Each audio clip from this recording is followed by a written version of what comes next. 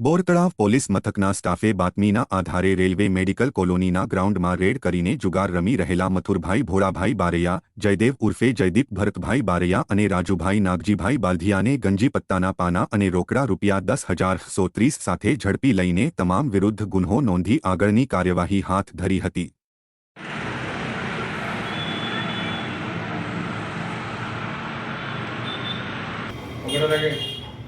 પકડો